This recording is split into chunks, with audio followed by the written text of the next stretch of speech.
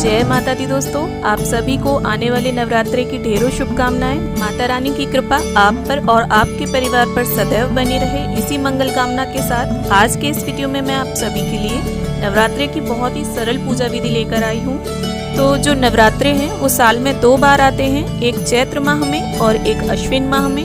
चैत्र माह में पड़ने वाली नवरात्रि को चैत्र नवरात्रि बोलते हैं और अश्विन माह में पड़ने वाली नवरात्रि को शारदीय नवरात्रि बोला जाता है। तो देखिए पूजा विधि जो है वो दोनों की सेम रहती है। आपको इस तरह से देखिए एक चौकी लगा लेनी है और लाल रंग का वस्त्र बिछा लेना है और यहाँ माता को आसन देने के लिए मैंने एक ऊपर से और चौकी लगाई हुई है। और इस पूजन को देखिए आप अपने मंदिर में भी कर सकते हैं अगर आपके मंदिर में जगह है। और देखिए अगर अलग से चौकी लगा रहे हैं तो घर में एक ऐसी जगह चुनें साफ सुथरी हो और वहाँ ज़्यादा डिस्टर्बेंस ना हो। और चूँकि 9 दिन के लिए इनकी स्थापना होती है तो एक बार स्थापना के बाद इन्हें हिलाया नहीं जाएगा। आप कोशिश करें मंदिर वाले कमरे में मंदिर के आसपास ही ये स्थापना करें। और देखिए इस तरह से हम अष्टदल कमल बना लेंगे। यहाँ अक्षतों की सहायता से मैंने अष्टदल कमल बना लिया है। और देखिए नवरात्रि में जो कलश स्थापना होती है वो अनिवार्य होती है। यहाँ पर मैंने पीतल का एक लोटा लिया है और उसके कंठ पर मोली बांध ली है, स्वस्तिक बना लिया है। आप पीतल, तांबा या मिट्टी इन्हीं पात्रों का इस्तेमाल करें। और इसके बाद देखिए हम साफ जल भर लेंगे कलश में।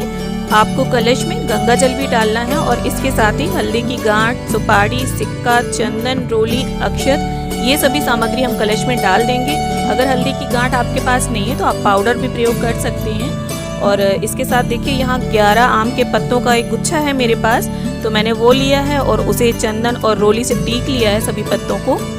और अगर आपको आम के पत्ते ना मिले तो आप अशोक के पत्ते भी लगा सकते हैं और पान के पत्ते भी लगाए जा सकते हैं, लेकिन पान के पत्ते जो है वो सूख जाते हैं जल्दी से। और इसके बाद देखिए हमें जटा वाला इस तरह से एक नारियल लेना है और हिलाकर आप देख लीजिए उसमें पानी होना चाहिए। और इसके साथ ही देखिए आप लाल कपड़ा भी लपेट सकते हैं। यहाँ पर मैंने चुनरी लपेट दी है और फिर कलावे की मदद से उसको व्यवस्थित कर दिया है। आप देखिए आप नारियल का जो मुख है उसे ऊपर की ओर भी रख सकते हैं या पूजा करने वाले की ओर भी। इसके साथ ही हमने यहाँ पर एक पान का पत्ता लिया है और इसी पर हम गणपति जी को विराजमान करेंगे।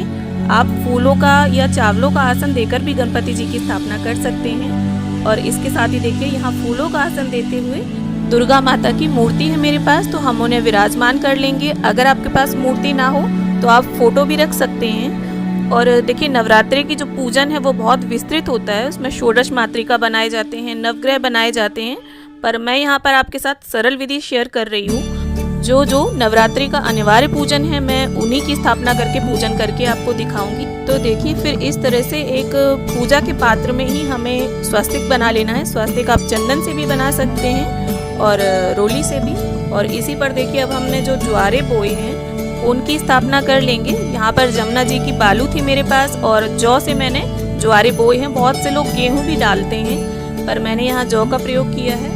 और इसके बाद देखिए अब हम अपने जो ज्वारे हैं उन्हें भी विराजमान कर लेंगे। इनमें साक्षात माता रानी का वास माना जाता है। और देखिए सभी की स्थापना करने के बाद विराजमान करने के बाद चौकी पर अब हम दीपक प्रज्वलित कर लेंगे। और इसके बाद जल और फूल की सहायता से स्नान की भावना से सभी को हम छींटा देते हुए स्नान करा लेंगे। और जिस प्रकार स्नान के बाद वस्त्र पहने जाते हैं ठीक उसी प्रकार से अब हम सभी को वस्त्र अर्पित कर देंगे। और माता रानी के लिए अगर आप चुनरी, श्रृंगार का सामान जो भी लाए हैं तो वो उन्हें भेंट करें। और देखिए श्रृंगार का सामान जो माता रानी को आप अर्पित करेंगे तो उसे पहले दिन या लास्ट दिन किसी भी दिन अर्पित कर सकते हैं। और इसके साथ देखिए अब हम सभी को चंदन, रोली, अक्षत अर्पित कर देंगे। नवरात्रि के इन 9 दिनों में चारों तरफ माता रानी की झांकियाँ और उनके भजनों से जो रौनक होती है वो देखने लायक होती है, देखकर हटने का बिल्कुल भी मन नहीं करता। और इसके साथ ही देखिए अब हम गणपति जी को यहाँ लाल गुलाब का पुष्प और धूप घास अर्पित कर देंगे और माता रानी को भी यहाँ लाल गुलाब अर्पित कर देंगे। माता रानी के पूजन में आप कोशिश करें ज़्यादा से ज़्यादा लाल वस्तुओं का ही प्रयोग करें क्योंकि माता को लाल रंग अति प्रिय होता है। और इसके साथ ही देखिए कलश देव पर भी हम पुष्प अर्पित कर देंगे, फूलों की माला अर्पित कर देंगे। और गणपति जी को आप कुछ भी अलग से भोग रख दीजिए, मीठा, फल, मेवे या मिश्री जो भी आपके पास उपलब्ध हो। और देखिए नवरात्रि में बताशे का भोग विशेष होता है तो आप बताशे का भोग जरूर रखिए। इसके साथ अगर घर में कुछ मीठा है तो उसका भोग लगाइए माता रानी को। फल या मेवे जो भी उपलब्ध हो आपके पास घर में आप उनका भोग माता रानी को प्रेम पूर्वक लगाइए। या सिर्फ बताशे का भोग भी आप प्रेम से लगाएंगे तो माता रानी उसे भी स्वीकार करेंगी। और भोग के साथ ही माता रानी के लिए आप जल भरकर जरूर रख दें, छोटा बड़ा जैसा भी पात्र हो आपके पास पूजा का।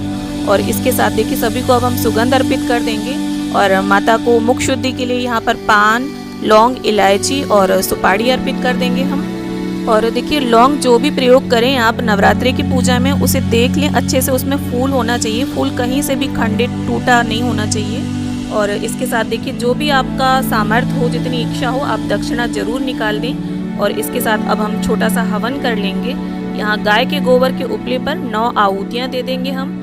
और इसके साथ देखिए जो भी आपने भोग लगाया हो माता को, उसका टुकड़ा भी आप जरूर डालें इस भोग में। और देखिए अगर आपके पास उपले की व्यवस्था ना हो तो आप सूखे नारियल पर या कपूर पर भी हवन आहुतियाँ दे सकते हैं। लेकिन नवरात्रि पर चाहे आप छोटा सा ही हवन करें, लेकिन उसे जरूर करें, क्योंकि ऐसा माना जाता है कि हवन में दी गई आहुतियाँ, प्रसाद भगवान को सीधे स्वीकार होते हैं। और इसके साथ ही देखिए एक साबुत फूल के लौंग के जोड़े की इलायची की आहुति दे देंगे हम। और इसके साथ अगर आप चाहते हैं तो दुर्गा स्तुति, दुर्गा चालीसा या दुर्गा सप्तशती का पाठ भी कर सकते हैं। इसके साथ ही अब हम गणपति जी की, माता रानी की, ज्वारों की, कलश देव की, सभी की प्रेम पूर्वक आरती उतार लेंगे।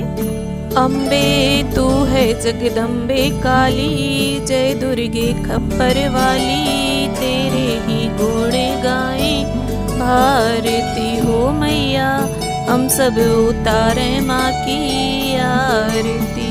तेरे भक्त जनों पे मैया भीड़ पड़ी है भारी, दानव दल पर टूट पड़ो माँ करके सिंह सवारी, 100 सिंहों से तू बलशाली, अष्टभुजाओं वाली, दुखियों के दुखड़े निवारती। तो इस प्रकार से देखिए धूप दीप से आरती उतार लेंगे हम माता की और आरती ले लेंगे। आप परिवार के सभी सदस्यों को माता की आरती जरूर दें और देखिए आरती में भी सभी को सम्मिलित करें।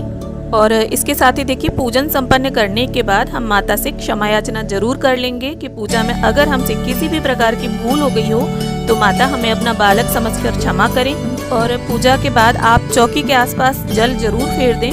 तो उम्मीद करती हूँ नवरात्रि की पूजा की ये सरल सी विधि आप सभी को जरूर पसंद आई होगी। वीडियो अगर अच्छा लगा हो तो इसे लाइक करें, अपने सभी फ्रेंड्स एंड फैमिली मेंबर्स के साथ इसे शेयर करें।